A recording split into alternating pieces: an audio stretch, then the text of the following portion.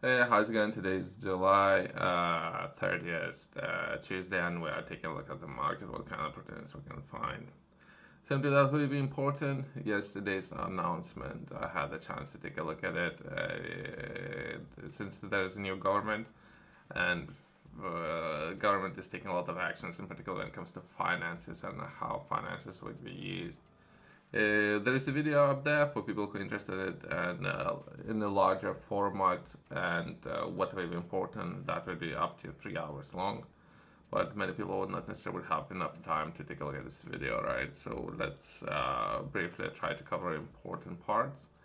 But I would highly encourage, when it comes to presenting information, to consider taking a look at the larger format information where you would have better perspective on some of the decision making, right? Well, once that been said, in today's video, we're going to be taking a look at the Chancellor. I will take the difficult decisions to restore economic stability. So it's something that we're going to be taking a look at. That would be Chancellor addresses House of Commons with the pledge to restore economic stability after revealing 22 billion of unfunded pressures inherited from a previous government, right? Then doing an assessment, since new government more than likely going to be looking to launch new initiatives, right? It's something that I was taking a look at yesterday, right? So I think the new government, it would cost 1 billion a day. So some of these initiatives that already been launched. So we already not enough 22 million billions down. We're up around 25 down in total. So that's, but who's keeping the track, right? So everyone's upset, everyone's very angry, right? But let's try to focus on the details, and that's very important. I haven't read this article, but overall, I thought that we are in total 40 billion down. So since new government is going to be launching about 20 billion worth of initiatives. So entire numbers or scoreboard, it's not necessarily reflecting. But either way. So let's take a look at this article and let's try to understand what's happening, right?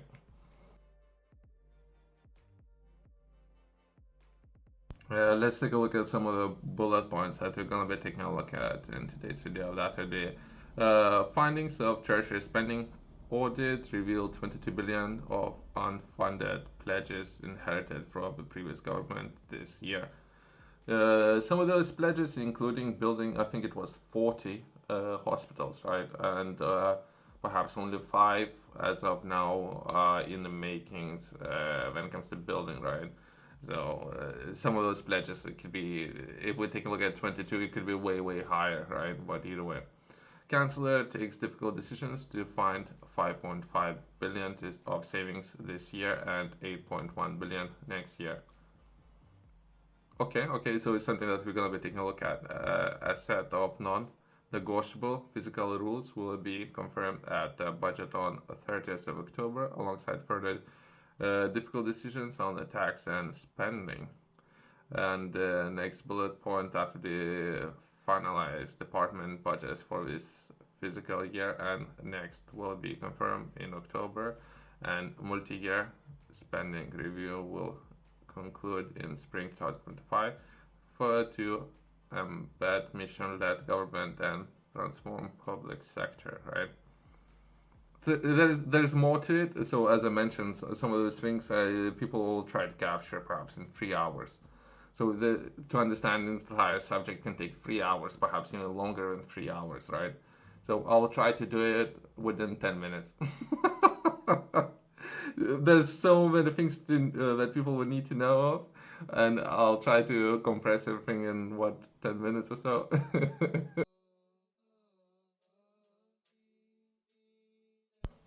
Addressing House of Commons today, that will be 29th, is something that I was bringing your attention to previously. There is a roughly about 3 hours long consultation. The Chancellor pledged to restore economic stability after revealing 22 billion of unfunded pressures inherited from previous government. Findings from Treasury audit commissioned by the Chancellor exposed billions of pounds of unfunded commitments from previous government, including so let's do not go into details.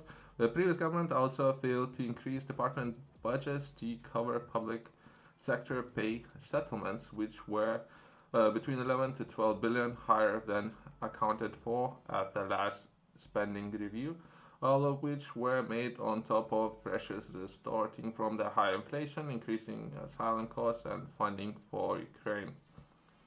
I don't know all the details, but I think that would be different kind of budgets, since that might fall within the military spending and or aid, and how much of that would be allocated, as well as some of the important factors that I believe would be important, not necessarily it's going to be within this article, that would be COVID, right? And how much of that have cost the government.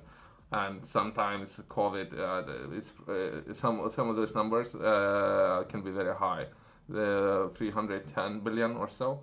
So some people would say it's not that bad. I'm just saying, since who can predict that, right? 300 billion or so that it cost for a government, and we're taking a look at 22 billion, right? So perhaps it's not that bad, but who knows, right? Difficult decisions taken by the Chancellor have secured savings including over 1 billion next year, rising from over 4 billion by 2930, but not proceeding with previous government's unfunded adult social care charging reforms. Okay, so there's a more to it, right? So as well as some of the savings that could, so perhaps it's something that we're going to be taking a look at. But there's a lot of initiatives that most likely would be paused or cancelled, right? So that's where the savings might come from. Around 1.5 billion will be saved per year by targeting winter fuel payments, managing households with some of the age over state pension age receiving pension credits, universal credits, income support, income-based job seekers allowance, and all income-related employment and or support allowance will continue to receive winter fuel payments. This will better target support for heating costs and house who need it. I think the real problem is prices, how much it will cost. So that would be fuel prices. They need to reduce that price. So that's the real issue. Not that they looking to offer support to people who actually need it. The price itself is an issue. Immediate savings including 800 million this year and 1.4 billion next year from scrapping Rwanda. I don't want to come to, I don't know. So there's a lot of issues there. To provide certainty for public sector workers and help put end to devastating strikes costing billions of pounds, they can't accept that independent pay review body recommendations and confirm pay uplift averaging of 5.5% for public sector workers. To ensure that the government is faced with spending cliff edge like this again, the Chancellor set out plans to ensure spending reviews are set every 2 years to cover a 3-year period, which 1 year overlap with the previous spending review, helping build in greater certainty and more stability over public finances. Transparency over in the year spending pressures will also be enhanced with more information being provided to OBR in the House of Councillors, also recommitted to a single major physical event a year. So there's more to it, right? So this particular initiative, I do understand why it would be needed, but so that would be more of the public sector. But I think smaller government, that's what's needed. Smaller government, they look this government is looking to have more control. I would say the reduced government and cost and taxes. So that's how you can reduce costs, right?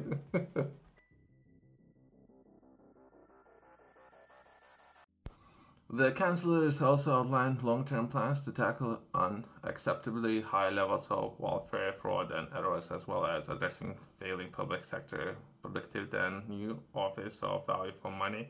During her statement, the Chancellor outlined next step in delivering tax commitments for the manifesto to provide taxpayers with certainty ahead of the financial confirmations of the budget, right?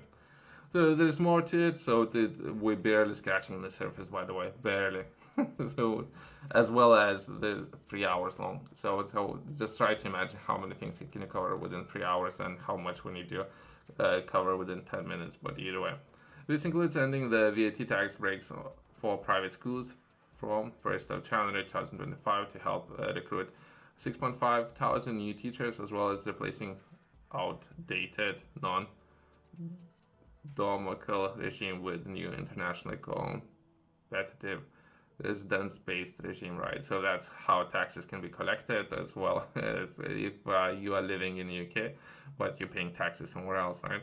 It's also set out in manifesto accounts that confirm plans for the energy profit levy to be extended over the year to 31st of March 2030, have its investment allowance tightened, and to increase the rate of the levy by the 3% points to 30% from 1st of November 2024. A call for evidence confirmed the government's intention to tackle action the carried interest loopholes has also been published, as well as a commitment to update the policies at the budget to help close the tax gap further, right? The tax gap, I personally believe, but it depends what kind of numbers people are taking a look at. It would be about 33%, as well as inheritance tax, right? Inheritance tax can help to raise another, roughly, depending on what numbers people are looking, 10 billion or so, right? So the government is looking at new initiatives, right? But either way, further details for all tax policies, including costing certified by the Office for the Budget Responsibility, will be published in the budget, right? Overall, I would highly recommend taking a look at a large format and how you consuming information. But other than that, let's close on that. Thanks for watching. See you next one.